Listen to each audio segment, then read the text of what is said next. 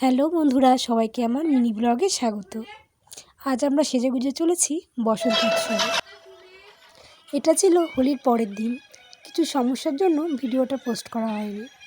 ফুল ফুটুক নাই বা ফুটুক, আজ বসন্ত। আর বসন্ত তার নিজের রঙেই সবাইকে রাঙিয়ে দিয়ে যায়। আর সেই রঙের ছোঁয়ায় সবাই আজকে মেতে উঠেছে এই উৎসবে। আর এরকম একটা উৎসবে সামিল হতে পারাটাও অনেক আনন্দের। আর এই আনন্দগুলোই মনের মধ্যে স্মৃতি হয়ে রয়ে যাবে। যাই হোক, আজকে সবাইকে দেখে মনে হচ্ছে সবই তো ঠিক আছে, কিন্তু এদিকে আমার বোন রঙের ছোঁয়ায় আনমনা হয়ে আমি যেদিকে দাঁড়িয়ে আছি সে খেয়ালই করেনি। এত লোকের ভিড়েও সে একা ছিল, তাই তার মনটা খুব খারাপ লাগছিল। আমাকে দেখেই অনেক খুশি হয়ে গেল। প্রত্যেক বছরের ন্যায় এবছরও চিত্রাঙ্কন আর্ট একাডেমির পক্ষ থেকে এই অনুষ্ঠানটি আয়োজিত হয়েছে, যার মূল আকর্ষণীয় দৃশ্য হলো এই র্যালি, যেটি শুরু হয় অনুষ্ঠানের মূল স্থান মুক্তমঞ্চ অর্থাৎ স্বর্গীয় তারকবালা স্মৃতিমঞ্চ থেকে। যাত্রা শুরু হয়, যেটি শেষ হয় আদাটা রথতলা জগন্নাথ মন্দির হতে এই মুক্তমঞ্চে এসে। এই যাত্রা শেষ হওয়ার পর শুরু হয় নৃত্য, গান, আবৃত্তি, নানা রকম সাংস্কৃতিক অনুষ্ঠান।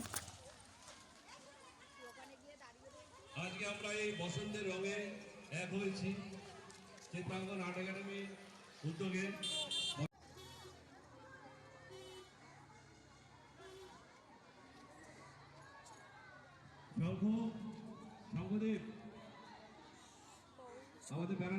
সেই যে তখন এক পলক আমাকে দেখে চলে গিয়েছিল, এতক্ষণে সে এসেছে দেখা করতে।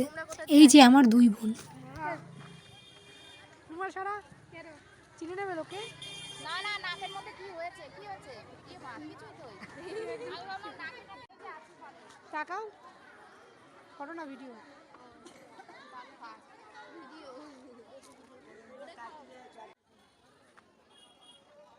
আমার এখন মুখে রং লেগে রয়েছে মামি। না অনেক কষ্ট। পালকি চলে পালকি চলে গগন তলে আগুন জ্বলে স্তব্ধ গায়ে আগুন গায়ে যাচ্ছে